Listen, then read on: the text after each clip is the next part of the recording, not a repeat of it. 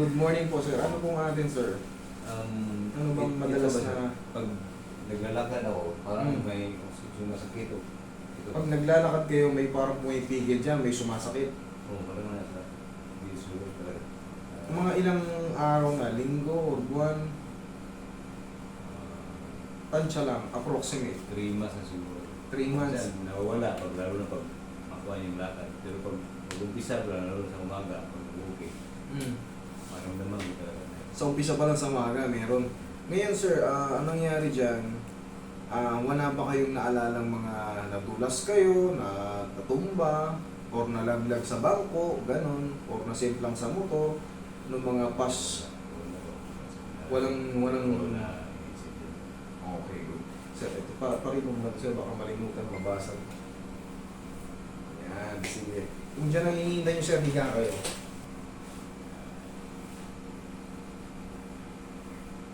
Sumpor naman, pantay naman.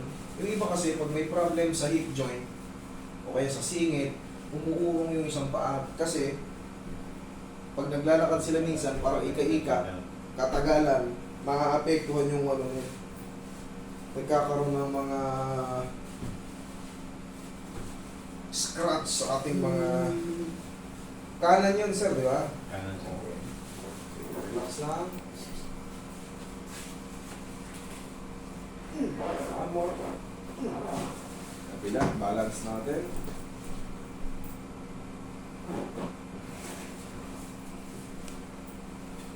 Hindi naman nagta-travel yung sakit papuntang tuhod o sa ending sa likod ng puwet. Minsan, nasa Mindanao lang yun, parang napabaksin. Yan. Parang nagrarajit pa ganun. Okay.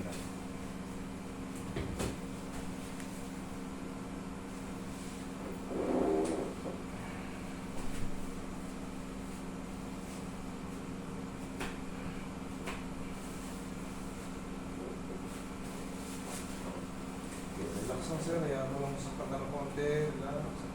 Ano nga?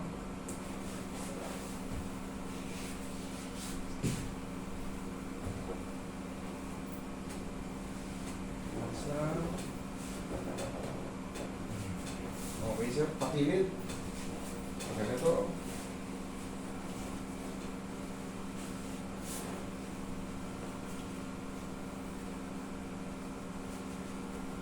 Okay, relax lang po. Other side.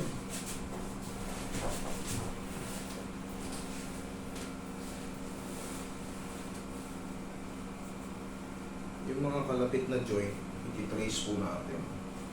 Okay, relax. Okay. Cut ko lang to, sir, ha? Sige. Sige, relax lang muna.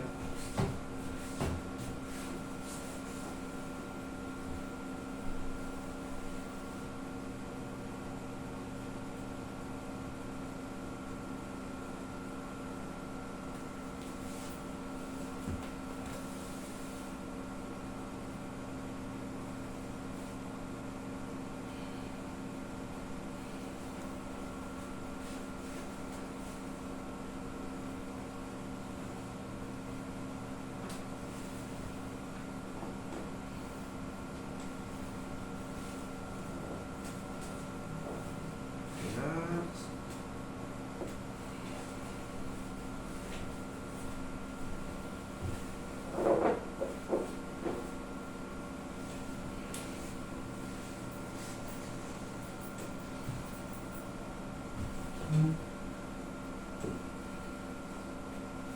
Sige, massage mo. Pati dito.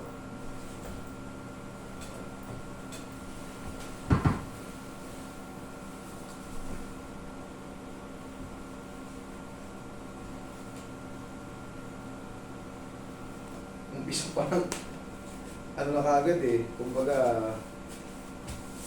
may struggle na kagad si bossing eh. Naabot ba to, Roy? Naabot ng haplos mo? Tingnan mo. Go.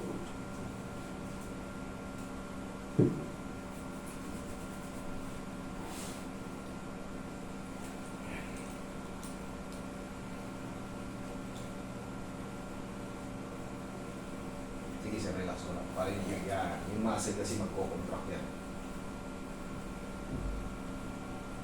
Try to walk. Sige, try to walk. Kahit dun sa hagdan, subukan nyo. Tapos balik kayo rito para malaman nyo kung nagkaroon ng changes. Sige. Sample natin. About sa inyo, ma'am, yung mga ganyan tapilok, old tapilok, malalaman yung pag hindi pwede yun. Kunyari, nag-bowling tayo.